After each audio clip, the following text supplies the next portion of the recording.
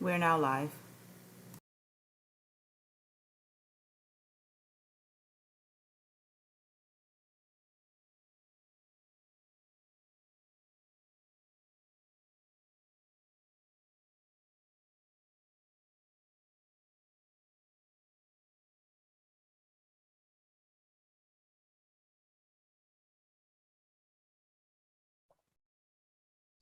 Okay, great. All right. I think it's 3:01. We have the traditional hold 1 minute. But we're not going to be too much longer because we have a very ambitious agenda and very short time. So I'm just going to go ahead and officially open. It is 3:01. And on behalf of the Jamaica Diaspora Task Force Action Network, I would like to welcome our presenters as well as the attendees to our session today. We will be going into a series for behavioral health and education. Our topic, Back to School 2.2, Back to School 2022. This will be a guide for parents as we transition to back to face-to-face school in 2022. Our series is meant to be very practical, very meaningful, and we do have a short time. Today, we are going to lay the groundwork, get a look at how things are, and then next week, we will delve a little bit deeper into learning styles and gaps and more deeper in that. So what we're going to do first is we're going to lay the ground. We have our boots on the ground representative is Mrs. Mitzi Harris Dillon. And we're so grateful that she's able to join us. And I'm going to give a little bit of information on Mrs. Mitzi Harris Dillon.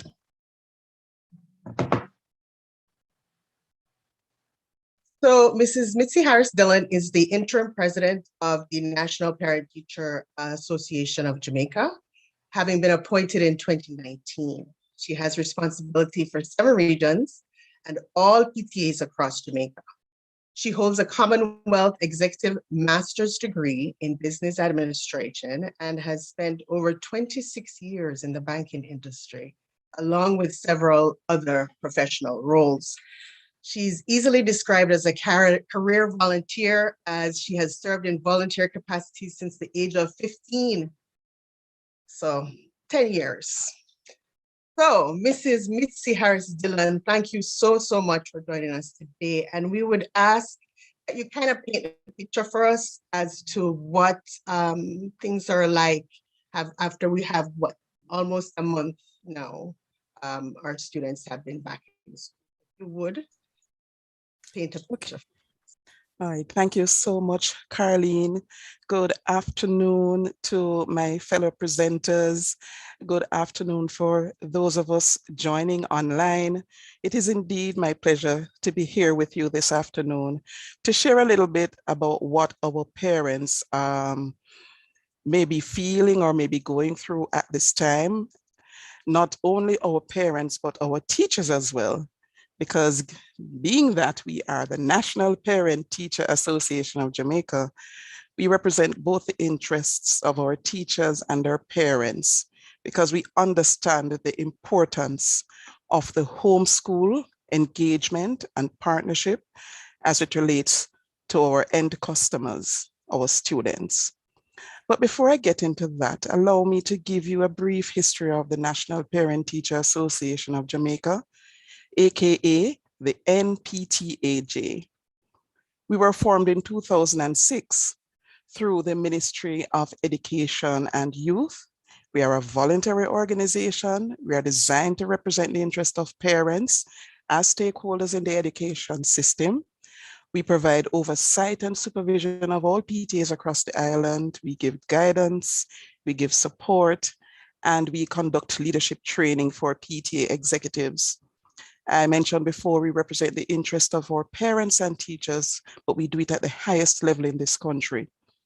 We are fully staffed by committed volunteers across all 7 regions, and we are dedicated to seeing improvements in our education system. And we represent on several boards and committees, and we meet regularly with the Ministry of Education and Youth. And I did mention before, did I, that we're all volunteers.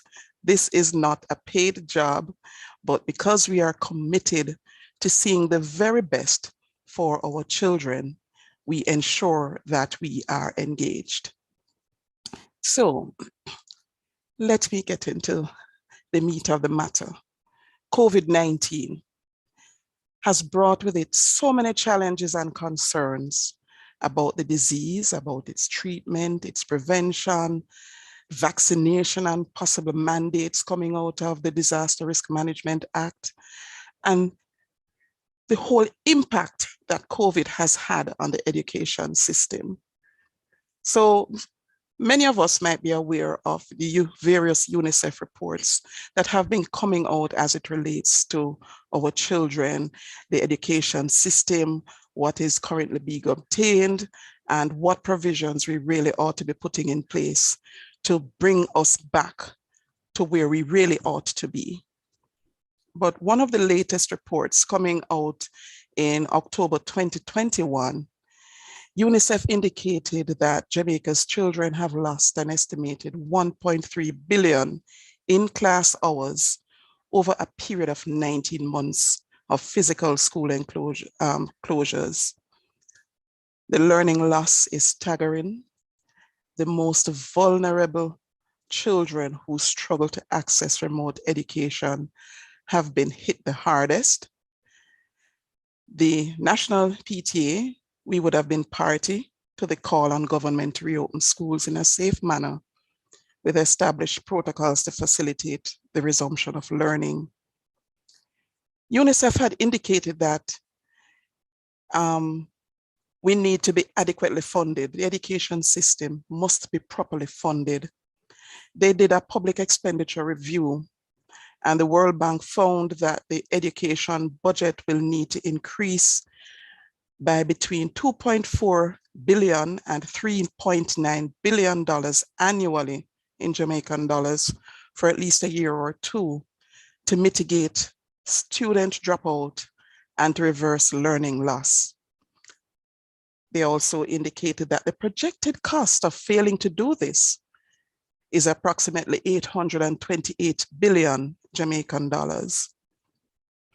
So the Ministry of Education and Youth would have announced in December 2021 that effective January this year, schools would resume in face-to-face education.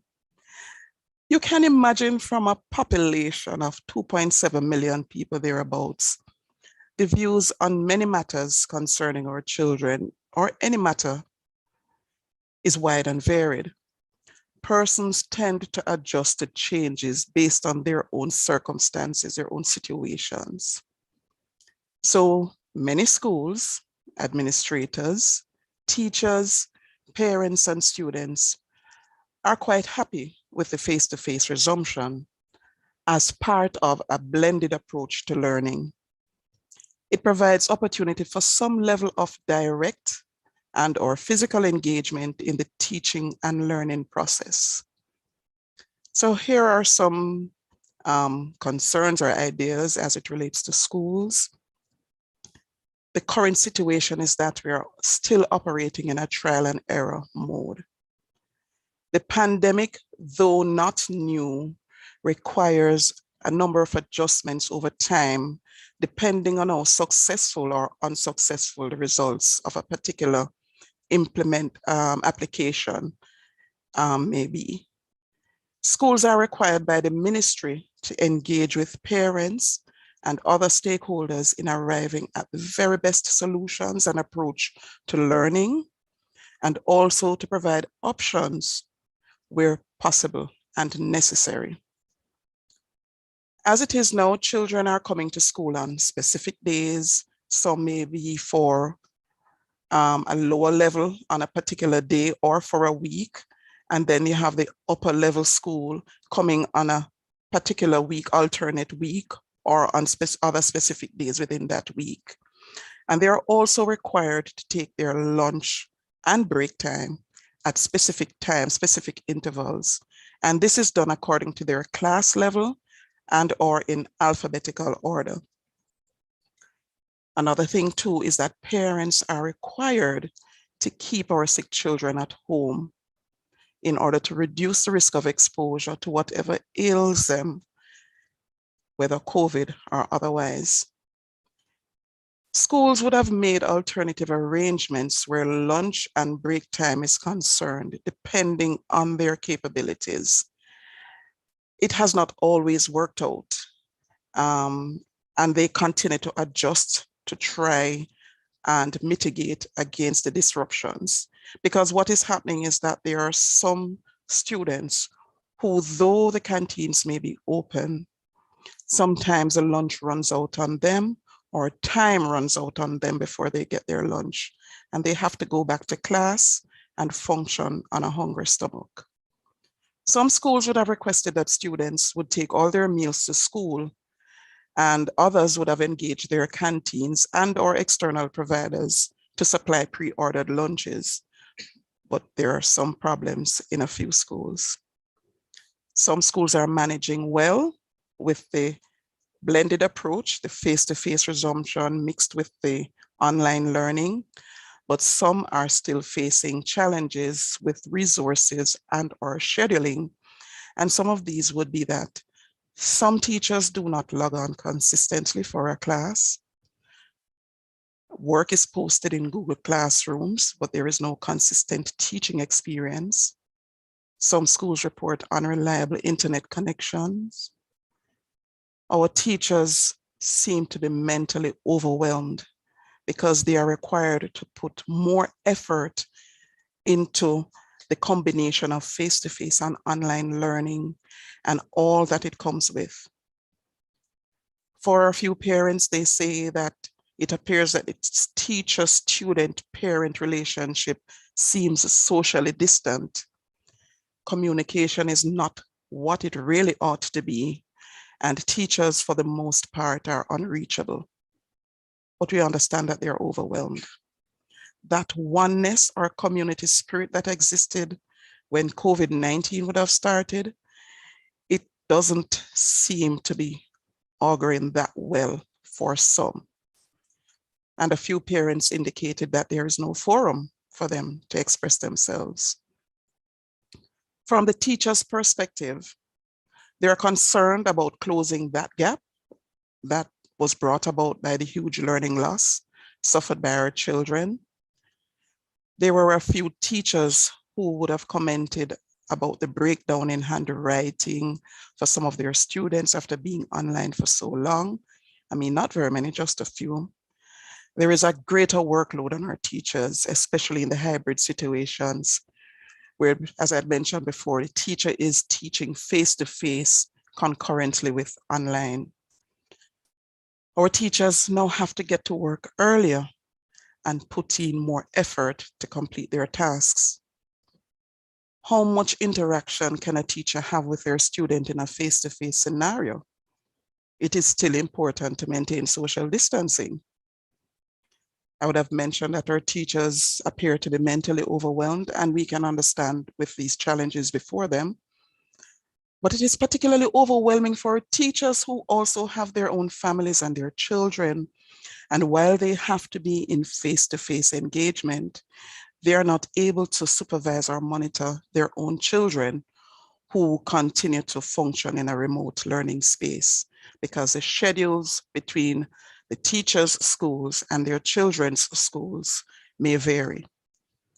And the Ministry of Education and Youth had promised from early on in COVID that once the face-to-face would have resumed, that they would have provided additional teaching staff or support staff. And there are some schools who have indicated that they are yet to see this.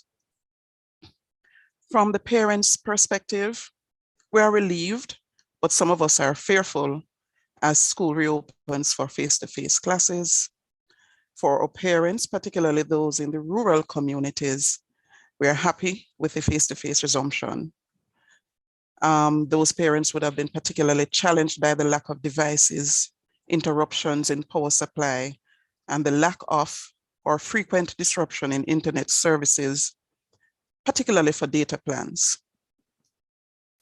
Transportation, health concerns, COVID exposure, learning loss remain the greatest focus for all our stakeholders. Some of our parents are concerned about teacher burnout with the extra work on their plates. In one region, however, there was a challenge with transportation that we are in dialogue with the Ministry of Education and Youth to see how best that can be resolved. Another point is that not all parents are able to work from home. And furthermore, the work from home mandate that would have been introduced from 2020 was removed at the start of January 2022. So of course, many employers, many businesses are now refocusing to some semblance of normalcy in operations. With that being said, there are some forward-thinking and sensible employers who have opted to continue with the work from home program to reduce the number of staff physically present in office amidst the spike in COVID-19 on account of our current fourth wave in an effort to reduce the risk of exposure. Because from what we know, Omicron, we are far more susceptible to picking up that variant, to catching that variant. It's more widespread, easier to catch, so we have to employ more protocols and really be responsible in how we interact with others. The face-to-face resumption has also provided an opportunity for many of our unemployed or laid off parents or guardians to seek employment based on what we would have seen happening from 2020, where those, particularly in the tourism industry and the entertainment industry, were particularly negatively impacted by layoffs. Because we understand too, and from the UNICEF report, that the number of challenges presented by COVID have been excessive for many families.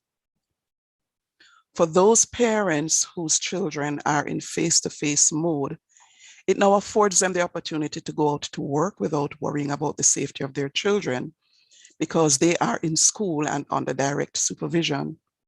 However, for other parents, it still poses a challenge because there may not be any direct supervision or protection for their children who remain at home while they go out to work. Also, for some parents who want to send out their children, they cannot afford it.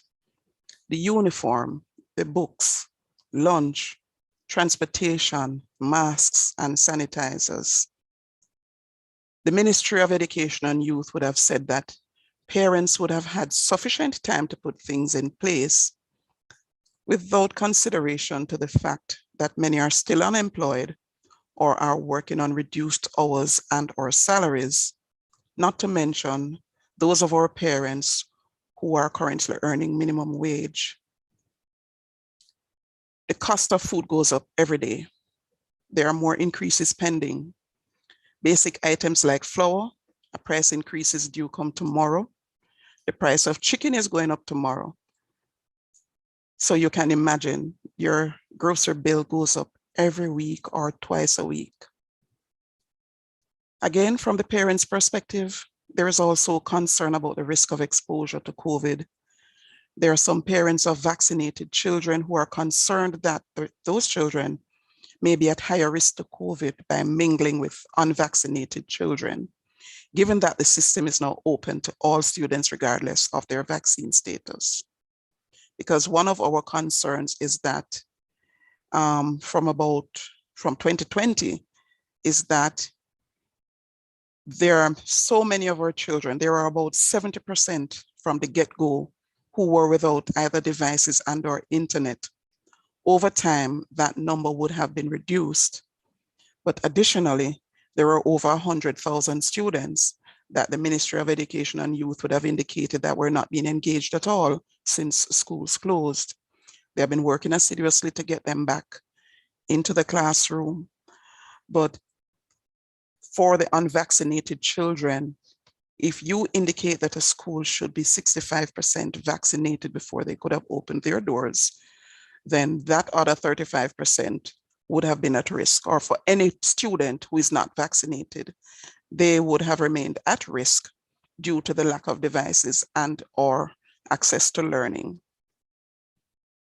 In regards to back to school, I mentioned before, everybody is delighted to be back in face-to-face, mostly because of the internet connectivity problems that we would have mentioned or the power interruptions. Face-to-face presents its own challenges, its own set of challenges, but for some of our parents, they do believe it is much better than the online classes. For some parents, there is concern that there is no forum for them to express themselves within their schools. I would have mentioned that from the school side earlier. They now have to prepare and provide lunch and snacks for children to take to school. And for some, there are little or no funds to provide lunch or transportation for their children. So it's a struggle. And lastly, as it relates to our students' perspective, schools would have indicated that their students are excited about going back out to school in the face-to-face. Some are, however, fearful about the risks of exposure to COVID-19 during transportation or at school. We are now in the flu and cold season, and along with Omicron, it is hard to tell the difference as symptoms are alike. It appears that a few parents may still be sending their children out to school, even though they have been asked to keep their sick children at home. But they seem to be more concerned about filling that gap caused by the learning loss rather than the health risks. Some students have been observed to be wearing their masks and practicing the protocols at school. There are some who are wearing their masks on the road. There are a few who are wearing their masks below their chin at risk of exposure. But some students, I mentioned before, face challenges in getting their lunches on time, and that is a huge concern. Then there is an issue that concerns everybody. The noted increase in child abuse, the exposure of those children who are not able to access face-to-face. This would require a community-based approach as it relates to the protection of our children. But how willing are we as neighbors to reach out and protect our nation's children when some of us are the very perpetrators of those crimes? And finally, the learning loss that I've mentioned before. It is gaping, and the figures that I have quoted from UNICEF is sufficient to mobilize us to do something about it right now. Thank you so much for your attention. I now hand over back to our moderator. Wow, that's a very comprehensive picture. Thank you so much for that overview and laying that foundation for us, the backdrop against which we're going to talk more now about how we can respond, or how in the diaspora, what support we can give and lend to parents. I'm going to have our second speaker, Dr. Harleen Hutchinson, delve a little bit deeper into that. And just a description of Dr. Hutchinson, I'm trying to cut to the chase because she has a very long, all of you have such long bios because you have such a vast array of experience. Dr. Hutchinson is an infant mental health clinical mentor specialist. She's vice president of the Florida Association of Infant Mental Health and executive director of the Journey Institute, where she works with families of children from birth through the age of 18. Dr. Hutchinson is the 2020 recipient of the Florida Association of Infant Mental Health Answering the Call Award. She specializes in infant and early childhood mental health and focuses on a wide variety of challenges to address their well-being. And so we're very pleased to have her. She speaks locally, nationally, and statewide on various topics. And we're so pleased to have her that she's going to join to take us into what we might be looking at when the children return and some of the issues that we might encounter and what parents might try to do to address that. Dr. Hutchinson, over to you. Thank you for the warm introduction, Mrs. Thomas. I'm so glad to be here today, but hearing the data and the concerns are very alarming. You know, as a parent also myself, and also as a professional in the field, that's very disheartening. And, you know, as I listen to the data and the concerns, my heart is very heavy because we're talking about vulnerable children. We're also talking about teachers who go into this profession because they love what they do. But there's this concern of emptiness and their cup are not being filled because they give so much. You know, and then we talk about parents who are also going through so much also because of this unpredictability. So when we think about children, we're also thinking about how children deals with the unpredictability when their environment is not safe, when their environments have been uprooted. And we also need to realize that when children are going through these things, they often feel anxious, you know, they often feel withdrawn and all those things. So one of the things that I want you guys to take away from us today is that parents can be the stabilizing force when kids are going through issues like these and unpredictability. And we need to also be mindful that if the adults in their life are emotionally volatile or not available and their routine becomes uprooted, then children tend to feel the sense of stress and the sense of loss. So one of the things we want to make sure that parents are doing is to make sure that the routine is consistent, no matter what's going on, the routine are preserved. And consistency in routine can also be a protective factor for children from a lot of impact. So how can parents maneuver these things? By validating their children concern. Parents really need to understand what exactly is causing their child's distress. I know sometimes as Caribbean parents, we really don't like to talk about feelings, but it's extremely important that, you know, we have conversation with our kids and ask about, do check in, what's going on with you, find out how they're doing and create space for them to talk about things that they're worried about, you know. But also on the other hand, when you're checking in, we really don't want to come across as being a helicopter parent where, you know, you become so overbearing to the kids and want to fix things so immediately. What you want to do is to make sure that you're just checking in to help relieve some of those anxiety. And one way of doing that is by starting with empathy. Be a little empathetic towards your kids and acknowledge that, you know, it's a really, really hard time now and we're all going through a lot. So I wonder, how are you dealing with this? Tell me more about it. Because one of the things we want to do also is to validate and acknowledge to kids that it's okay to feel uncomfortable about those feelings. And sometimes they might have this wide range of feelings and not know how they're feeling, and it's okay for them to have those overwhelming feelings. And as parents, we can be that support by helping them to identify what's going on about them. But parents and teachers also can be honest about the facts. You know, let the children know that you're concerned also because you don't know when this will end. And you like to have those questions, but those are things that you're really not sure about. We also want parents to be able to create opportunities for control. When I say opportunities for control, kids tend to do better, and we all also do better as adults in face of uncertainty when we're active, right? So if your kids is concerned about safety, have a conversation about precautions you're taking, like vaccinating, like wearing your mask, you know. And then if they're worried seeing their friends, not seeing their friends, help them to understand and find ways to maintain social distances. I really don't like the word social distances. I like social connection, right? Because as human beings, we really need that level of connection to maintain our emotional well-being. So it's really important for kids to really just get that sense of reassurance that things is going to be okay and maintaining that routine. But it's also a silver lining with the pandemic, right?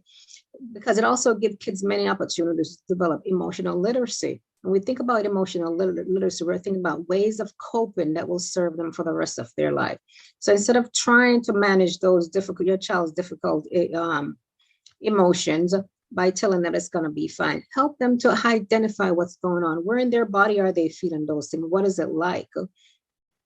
And when we think about older kids also, we want to also make sure that we're starting with the assumption that they'll be able to, we're not starting with the assumption that they'll be able to manage their feelings. It's really important to teach them how to self-regulate their emotion. Remember, when kids are going through emotional distress, the first person to be regulated is the parents. Parents need and teachers need to learn how to take those deep breaths to regulate themselves so they can better regulate the students in their classroom and manage their emotions much better. So children needs adults in their life to model those emotions, which are teachers and parents. So parents can be there calm, and once parents are calm, children are able to model those behaviors also.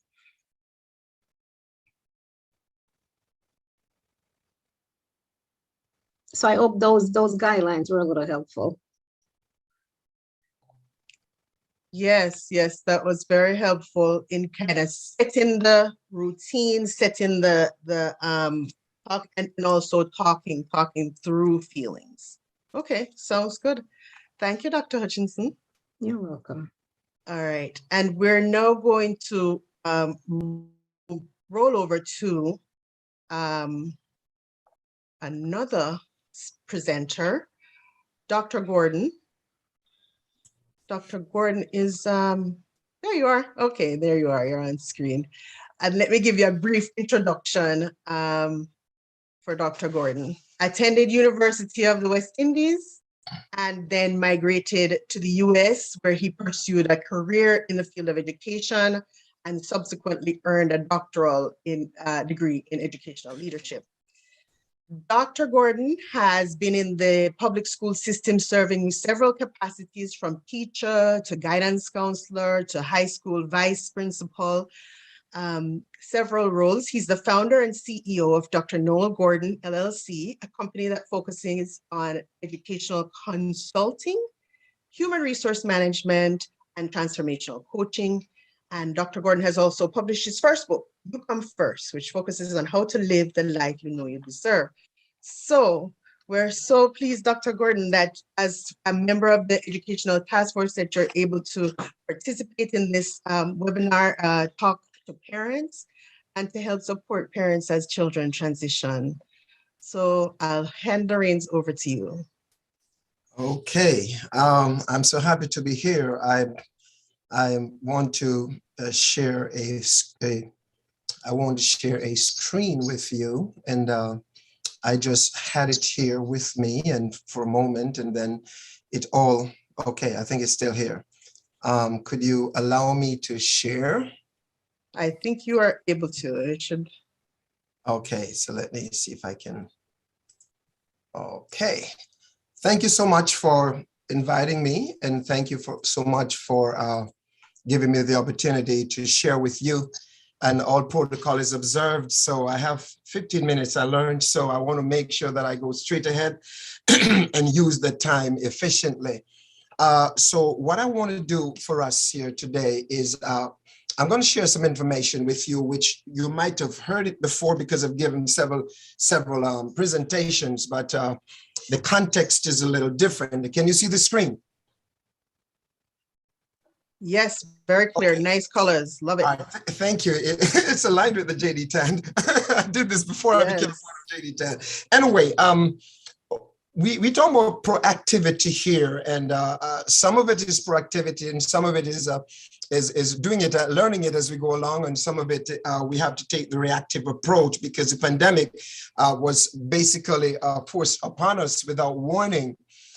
If there's any skill that parents need to grasp and children need to grasp and educators need to grasp, and also to help to train our parents and our students in these skills, is a skill of mindfulness. And mindfulness is a way of learning to relate directly to whatever is happening to your life so you can experience a greater vitality, energy, more liveliness and well-being in the present moment.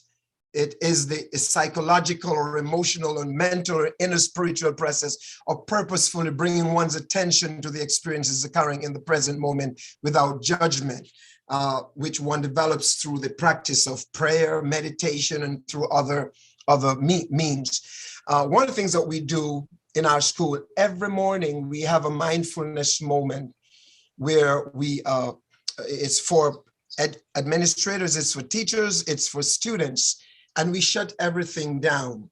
And we try to center everyone, and we have an exercise, a breathing exercise, and then we have an affirmation. And I was told recently that the hospital up the hill, one of our security officers told me that a nurse from the hospital said she would stop her work every morning and listen to the mindfulness activities right there in our school and how it helped her.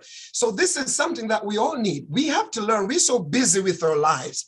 And what I'm saying is it's really geared towards parents and students, but I'm also want to include our educators. We have to slow down. We have to take time and learn to live in that moment, learn to relate directly to our emotions, to what we are feeling, and so we can reconcile our feelings, so we can breathe out and breathe in. I've done this breathing exercise over and over and over again, and people are so amazed at how it has helped them. So one of the things that we have to do, we have to help our parents. And if parents are listening us here now, I don't know, or unless the teacher is going to be conveying it to them, we have to tell parents that you have to learn to slow down. You have to learn to take some time for yourself. When you get up in the morning, before you start thinking about what you have to do for the day, you have to calm down, because you have to set the tone for your child. Because if you don't set the tone for your child, then that child is going to leave with the same energy that's dispensed to them, that negative energy that's dispensed to the children at home. They're going to take it to school and they're going to be passing it on to the classroom. Then they're going to pass it on to the teacher. And then it's a domino effect. And then there's a climate and culture situation. And so in the midst of not being able to deal with your own feelings, then it's going to negatively impact teaching and learning. Now, mindfulness has several advantages. One, it helps you to manage your stress and your anxiety. It helps to strengthen your mental health and your attention, and it helps you to model compassion and kindness. Sometimes we have to slow down and realize that we don't take things personally. When the child is acting up, I don't want to preempt the other things that I have to say, but when the child is acting up, you can't take it personal. We know, those of us who have children, we as my children got into pre-teens and teens and young adults, I had to step back and realize that even though they are big, they are grown, my son is taller than I am, I have to realize that he was still a child, and I can't take things personally, and I can't respond to him in the same manner. Oh, time is moving. So we have to also understand that there's a lot of trauma that's happening in our society today, a whole lot of trauma. You can relate to that. When listen, those of us who are in our midlife, mid-age, every minute you hear somebody else dead. This one is dead. If it's not COVID, it's heart attack. If it's not heart attack, it's whatever the case might be. And we are traumatized by what is happening in our society. So trauma is that psychological, physical / body and mental and inner spiritual response to any deep, upsetting or threatening situation. We have to be aware that students come to school with trauma, that parents at home, they're having trauma. And some of the trauma is family inflicted, because when we got away to the virtual teaching, we have mommy meeting daddy for the first time, even though they've been married for 20 years. So they don't even know who they are. So now you have to face, daddy would be out of the house, mom would be. Then these children who you always get on the teacher's cases to take care of your children, you realize that you can't even handle them your own self. So it's a whole lot of situations there. And sometimes physical abuse and sexual abuse occurs in the home setting. So you have all these traumatic situations occurring. And these situations, as I said, they range from the COVID-related trauma to family dysfunction to child abuse or neglect. It could be a car accident, whatever might have brought on the trauma. And on ongoing adversity such as discrimination, bullying, poverty. And in Jamaica, we're having so much violence. I'm here and I'm seeing the things online. I'm getting traumatized just by seeing the thing. I just spoke with a young man the other day. Dr. Gordon. I Yes. don't want to interrupt you because your screen, the slideshow, if you could just put it to the slideshow mode, it hasn't forwarded yet. It hasn't forwarded. I wonder what's going on. I thought it was forwarding. Is it Yeah, forwarding? there we go. Now we're at trauma. If you go to slideshow mode, I think at the top there. Oh, but it was there. Yeah, so go to You're good slide now? Mhm, we're seeing trauma, but we're also it's not in slideshow mode. So you're on that same one slide? Mhm. You know what, I'm you know what? At least you're hearing what I was saying, right? Oh yes, no, very good info. So there's this is only second slide. I'm still getting all this one. All right. So you have ongoing adversity such as discrimination, bullying, poverty, and all the violence that is happening in our society today. So first of all, the parents' well-being. We have to teach the parents all of these skills. They have to share their worries and seek out support from their friends or their family, whether it's a church related or whoever is able to help you. They need to reach out to the school and our guidance counselors, the schools that have guidance counselor. The counselors have to be very intentional in sending out information to the parent. Let them know that they could talk to you and let them know that you are going through your traumatic situations just the same. The other thing is live a healthy lifestyle by eating well. Cut back on the dumpling. All right, cut back on the white rice. You know, exercise. You might not have a gym situation, but walk up and down the street. Do something. You know, lift your hands, stamp your feet, walk around. Do something. Exercise. Have fun. You know, exercise with your kid. Go for evening walks with your children. Because when you have those evening walks, you may learn more about them that you'd never learn in another setting. You know, stay well informed by finding out more about the topics that you're concerned about. Don't just go to what these what you call it now, self-imposed doctors and lawyers. Everybody's a doctor now. You have an elementary education, but you're giving medical advice and what is wrong and what is right. And we're hearing so much false information out there. And there's all, you know, the fear mongering and all of this negativity is out there. Tell parents that they need to stop watching these things. If they have friends who keep forwarding them all kinds of trauma, car accident with the foot over there and the head over there. Block these friends. Don't let them put these things on them. My wife, who is a registered nurse, she had to call a lady one time and say, don't send me any of these negative things because it happens to you and it trickles down to the children. Take care of yourself. Never stop talking and listening to your child through good times and bad times. My previous speaker, Dr. Hutchinson, you alluded to this. You've got to listen to your children. Now, forward that slide. Sorry? Forward the slide. Yes, I will. I will. Okay. I'll send you this eventually. Okay. Now, you and your child. So make sure that they know you love them and are proud of them. Sometimes, you know, in Jamaica, you know, I love you. I don't have to tell you that I love because I gave you a pair of shoes yesterday. You know, I don't have to tell you that I love you because I gave you your dinner. You've got to articulate it. Now is the time when you've got to learn to tell your children that you love them. My son, I've always told my son I love my son from age 3 to age 17. Every year I took my son on a father-son vacation, a whole week. We go on cruise, we go all over the place. And one day my son asked me, Dad, do you love me? I said, what are you talking about? Of course I love you, Jay. You know what my son said to me? He was about 21. He said, Dad, you don't tell me enough. Can you imagine? So this is a time during this COVID period, you got to tell your children that you love them. I don't care if your parents never told you that they love you. Practice to hug them. Practice to hug a pillow until you're comfortable. Call the pillow Johnny Johnny until you can hug Johnny Johnny. Okay, be honest about your feelings and you don't have to be perfect. You know, you don't have to be a perfect parent. Be clear about what is and isn't acceptable and tell them why. Don't just, you know, one guy, he was digging a hole working with another person. The guy said, dig a hole, cover it up. Dig a hole, cover it up. Dig a hole, cover it. He threw down the organ and went home. But the other person, he said, dig a hole. Now we are searching for something. We can find it. Let's try another hole. Don't just tell your kids things and top down stuff. Explain to them why and get their response. If they disagree with you, accommodate their disagreement.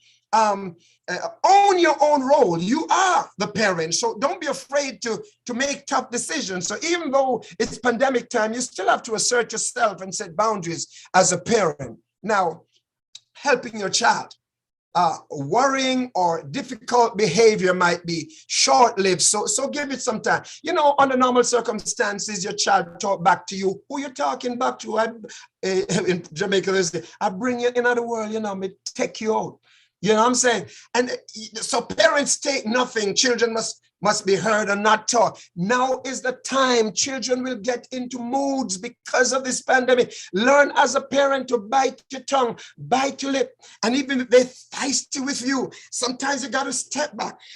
This is not the time to have this heavy-handedness to want to beat them up and box them up and put them in the corner. What you need to try to say, what's happening? Explain to me why you react like this, why you respond like this. Try to talk to them because you're going through a lot. You know, with older children, they might want to talk. They might not want to talk at first, you know. So you ask your child what they think would help. You ask them question. Does it talk to me, Pitney? Talk to me, and I say, me talking to you. No. If the older children, you kind of wait on them to be ready. How about, you know, taking to Burger King or Kentucky? Everybody loves Kentucky in Jamaica.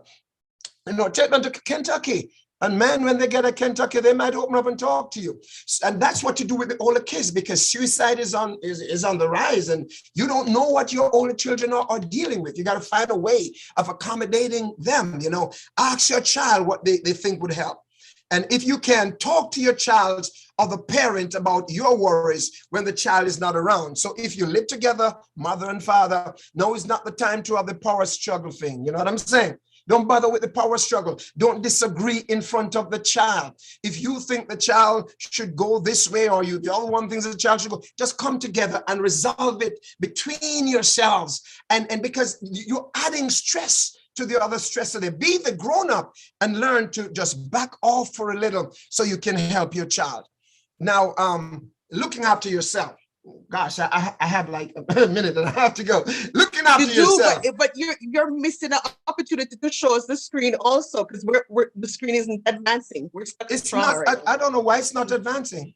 Yeah. I don't know why it's not advancing. I'm clicking on it, and All right. Have you seen it now? We're seeing trauma. It says trauma. Still saying trauma. I don't know what is happening here. Okay. You see that one? Yes, you and your child. Awesome. Okay, you and your child. Mm-hmm. Okay, just talk about this. I don't know why it's not changing. I'm sorry you just told me now. Next time, just get on my case, all right? I tried. Right. Do you see the change now? You see the change now? No, it's not advancing. It's still at the same slide. You see, I don't know what's happening. If you go up at the top where it says slideshow, I do the slideshow.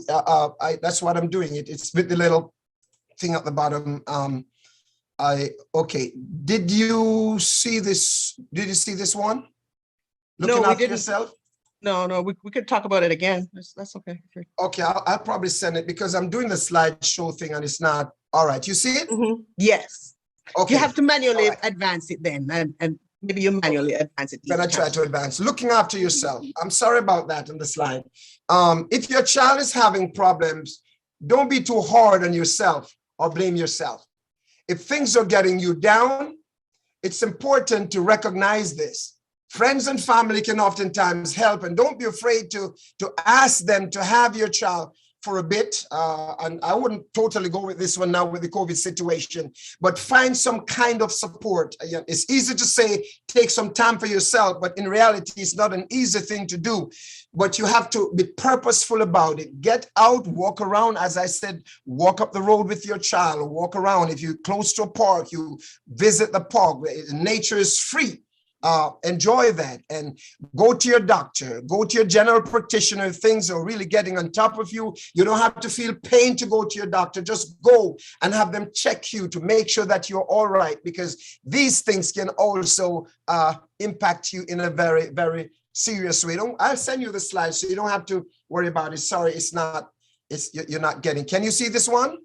Did it change? We're at looking after yourself.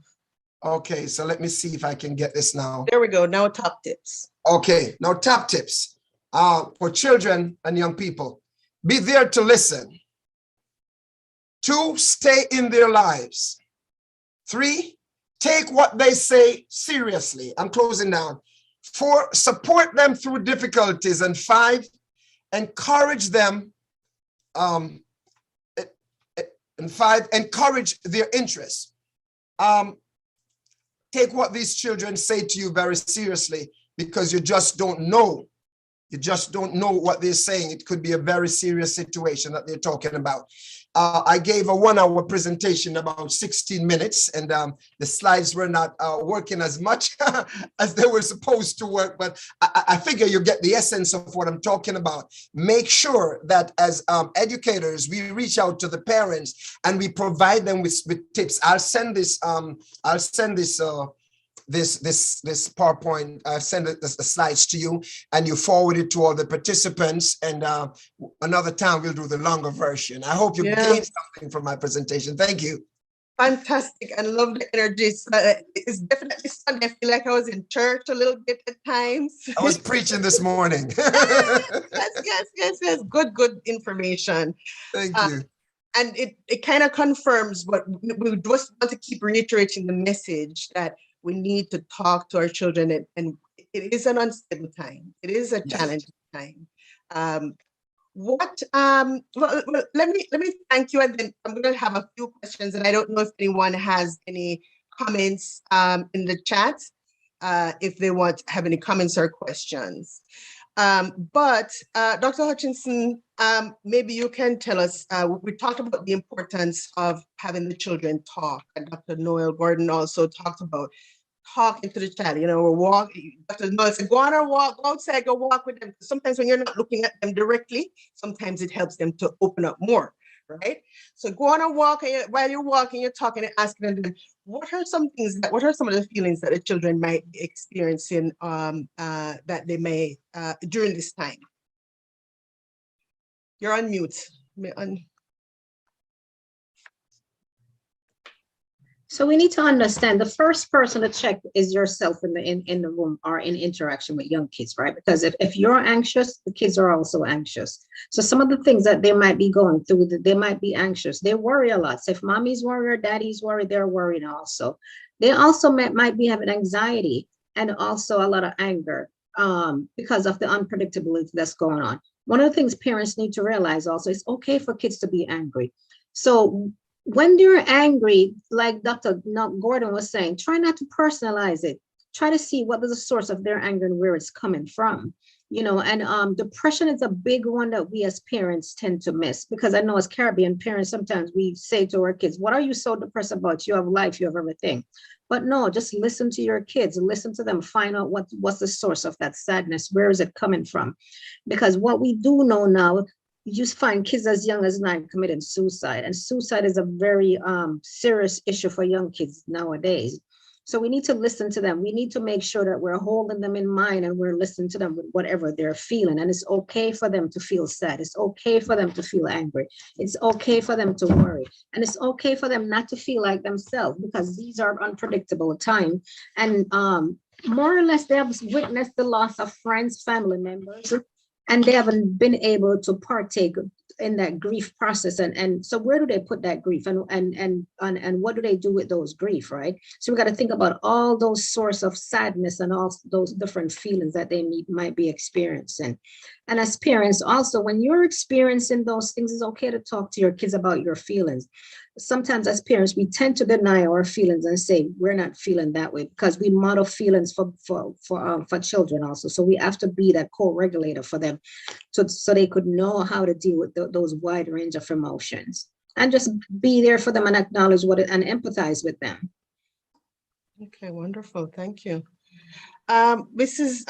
Harris Dillon, as far as the PTA and, you guys, are you continuing to kind of have your arms and out and kind of trying to gauge what's happening and the responses? And yes, we are. We have WhatsApp groups. We communicate by email. There are schools that are in touch with us, PTA presidents particularly. We have dialogue with them. Another thing that we do is encourage our PTAs to have regular meetings, not just annual general meetings or a general meeting, but to incorporate support, psychosocial support, as even like Dr. Gordon or Dr. Hutchinson, to find individuals like them to be a part of sessions with parents, provide an opportunity for parents to air their concerns and to find support among the parent body, persons who are going through similar situations as we are, because it is one body, one organization. We are all our brother's keeper. We also encourage, even as families, we encourage each other to let us know, let me know what is happening with you, and I will let you know what is happening with me. We need to have that discussion. And as Dr. Gordon would have indicated, is something that we have been telling our parents when we do have conversations, is that sometimes you need to step back, take a break, even for 5 minutes. But the important connector here are the local PTAs. Parents must connect with their respective PTAs. It is easier for them to reach PTAs within their schools to get the level of support that they need. And then they will filter that up to our regional PTA bodies and up to the national body, of which I am a part. But we know that there are some PTAs who are not functioning optimally. We have asked through the Ministry of Education that those principals or those schools where they see that the PTA is not functioning optimally, that they reach out to the national PTA so that we can provide the support and the guidance and the training to get them up and running. And we know that families are particularly stressed with the loss of family members and also the loss of income. You tell a man to plant him ground, but sometimes he has to purchase those seeds. Sometimes when you tell them to purchase those seeds and say, boy, but I'm going $500 me having right now, me have to figure out, do I buy food for my family or do I buy a data plan for my children to be in class? Persons are stressed. It's an intense stressor when you don't have the income that you need to survive, especially when you have the financial burdens upon them. So that is the most intense stressor right now. But as you say, we can't just throw up our hands in the air and leave it at that. We have to step back, take stock of ourselves, and reach out to others to assist us in identifying the resources that we may need. And we say, if you can't get through to somebody else, reach out to me and let me, where we don't have it, we will identify someone who can provide that support that you need as best as we can. I mean, I don't know what more the government can do. They have now opened up the economy somewhat to allow persons to get back into work. So it's how we manage it as responsible individuals that will determine the way forward. But at the end of the day, it is critical that we get our children back on track. By whatever means necessary, we must all collectively work together at getting our children and fully back into the educational system, closing those gaps, because we see that huge cost that will be incurred if we don't do what we need to do now. So we continue to encourage everyone, and that's it from me. Well, I think that's the general topic for today, is really stressing, and somebody here, Miss Sharon Scott, noted, it's very true. We need to allow children to express themselves freely. And Ms. Deborah Ford loved the point about communicating with children as though they're children, not according to their body built. I think we can't stress that enough. And as you said, Mrs. Harris Dillon, in addition to the children expressing themselves, Dr. Gordon, you also talked about the parents and the teachers. We also, as big people, we need to be expressing ourselves as well. Can you talk about too, though, when we're talking to the children, we're being very frank about our own feelings, but also we need to have kind of an outlet for adult expression as well, right? Can you talk about that, Dr. Gordon? Yeah, just repeat that last part.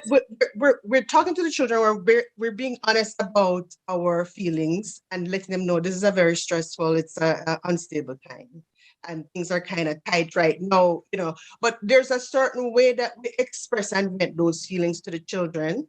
And then there's a way that we express and get them to another adult or another solid person where we can let it all out and, right? Okay.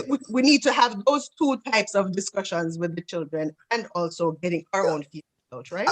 I believe that administrators have to really set the tone. Principals and supervisors, people in those capacities. Now is not the time to be killing teachers with their teachers need to do their teacher evaluations and they need to get it done and they need to make sure that pedagogy is taking place. But now is not the time to be pressuring your teachers. Yeah, that will happen, but now is the time to undergird them. And I believe that the person who might be able to be most effective in this way is the guidance counselors. Because sometimes administrators might not necessarily have the training in the psychological domain, but if guidance counselors could facilitate these kinds of interactions and create a safe space for teachers to express their concerns and for administrators to respond and to create a climate and culture where people feel free, that they can share their feelings out without fear of reprisals. I think that is so very, very important. And we've got to learn patience. I had to learn patience as an adult working with my staff. I do staff evaluations. And believe you me, I have to be very generous with my teachers. I would visit the classrooms way ahead of the observation so they get familiar with me coming in their classroom so that they don't see it as something punitive. And yes, as adults, we have to make sure that we relearn how to communicate. We have to relearn how to communicate. And I would suggest, Ms. Harris Dillon, if you could reach out to guidance counseling departments in school. I'm going to be finishing shortly, but Tuller Primary School, Mrs. Campbell, who is a guidance counselor at Tuller Primary School, I think is in Yorton. She invited me to speak to her staff. And I did the same presentation from another lens. And you would be shocked. The teachers were like sponges. They were so appreciative of the fact that somebody is listening to what they have to say. Because one of the greatest needs that we have as human beings is to know that somebody is listening us and hearing what we have to say. So if we can create that culture with the administrators, it would be awesome. Fantastic, yes. So the educators, as you know, educators are going through it. Mrs. Harris-Dillon, you mentioned that, their workload is increased, not to mention they have families of their own. The children are stressed out. The infection rate is higher, is often, there's a lot going on. And we just need to acknowledge that and keep talking about it, keep the dialogue going, so we're not forcing those feelings and those stressors inside and having it come out in other ways.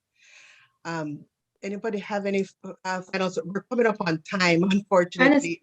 I just want to say it's equally important also for us to give teachers and parents that gratitude and compassion, because they're really doing the best that they can with the little that they have, and we need to remember that parents also and teachers, they're going through that vicarious trauma. So like we've been saying, it's taking those moments to actually give them those opportunities to pause and reflect on where those feelings are coming from and how those feelings become overload and overburden and how it manifests itself into interaction between the parents and between the students that they serve and between administration. Is that ripple effect of all these emotions that are built up inside of them. So one of the things that I want to leave with you at this moment is like, ask yourself, who's filling my cup?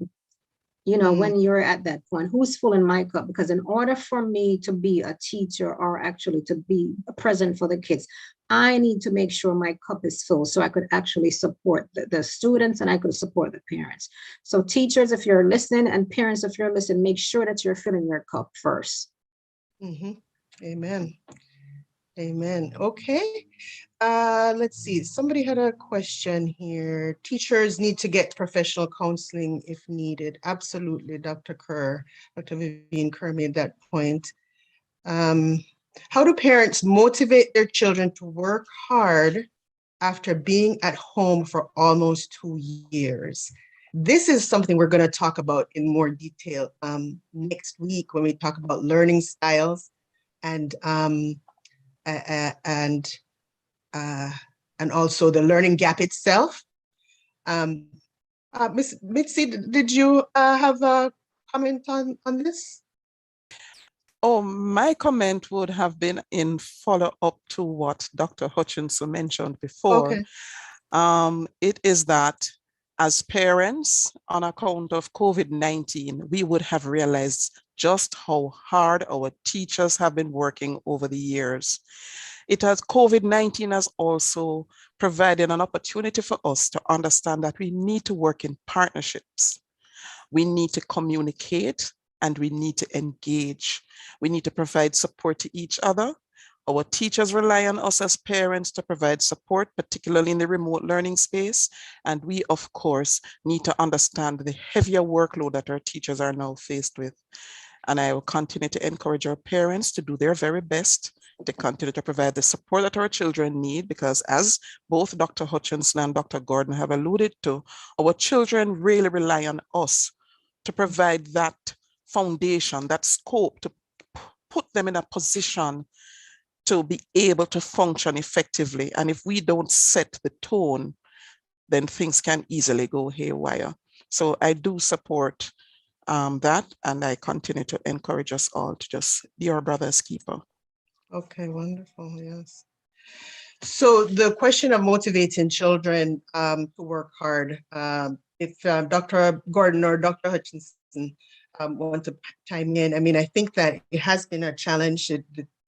For 2 years, things we haven't really been doing a consistent routine, but I'll put it to you both, what your thoughts are, and I can also reflect if you'd like.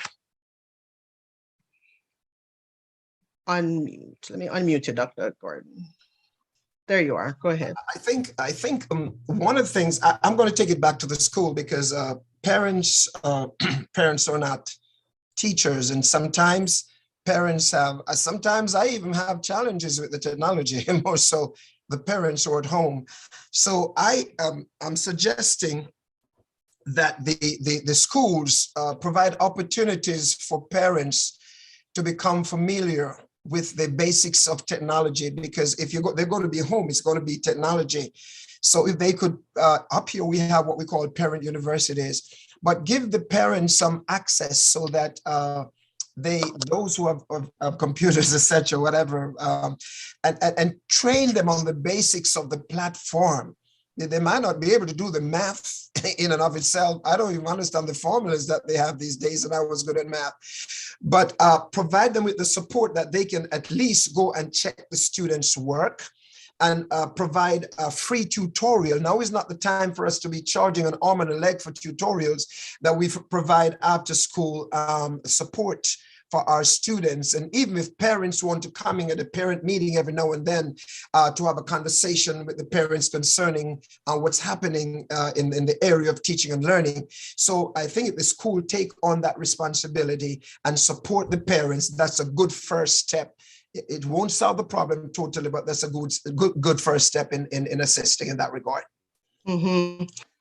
And yeah, Mrs. Harris Dillon, you wanted to you made a comment about what schools have been offering, the support that they've been offering. Yes, just to reiterate what Dr. Gordon just mentioned, there are in fact a number of schools who have been offering support to our parents, particularly as it relates to navigating the Google Classroom and the different online platforms that their children will use. Another thing that we're going to need to place even more focus on that is being done at the school level, and maybe we need to do it at the national level, is engaging our parents in terms of online etiquette. We have been making recommendations to them in different meetings, but we continue to encourage them that, I mean, there are just too many videos and little snapshots of inappropriate things popping up in various online forums, not just in terms of school and education, but generally. So online etiquette is something that our parents and as adults, we need to be trained in, even our students. One of the things that we also encourage our parents to do is to create a little space within the home for our children who are operating remotely.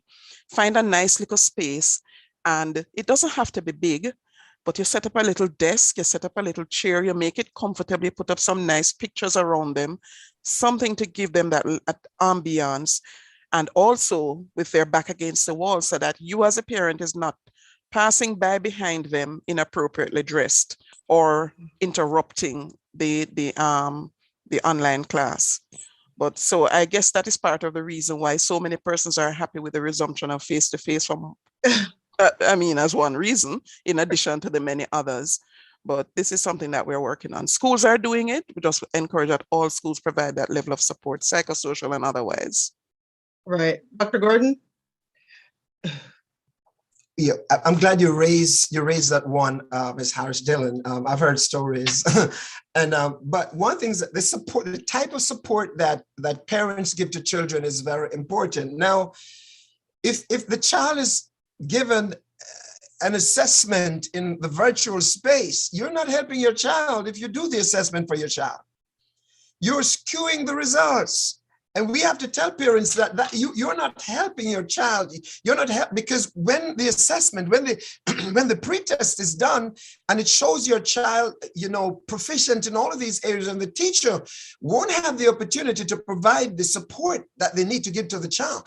So we have to educate the parents that they can't try to live vicariously through their children. Child is going to get an A when the child is not proficient. So that's one of the things that we have to tell the parents, you're not helping your child, you're hurting your child. And the other piece that I'd like to share with our staff and even me as an administrator, listen, those parents are stressed out, and when they call you, they'll get off on you just like that.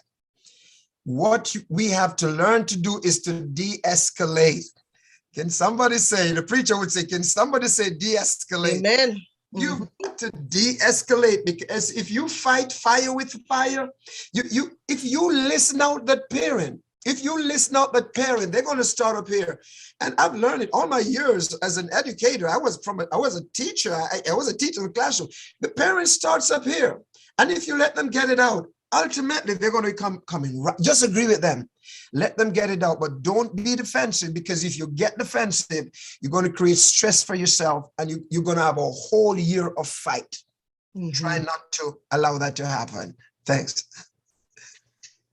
Absolutely. Dr. Harleen, Dr. Hutchinson, but I think that also, as far as motivating the children, it has been a challenge.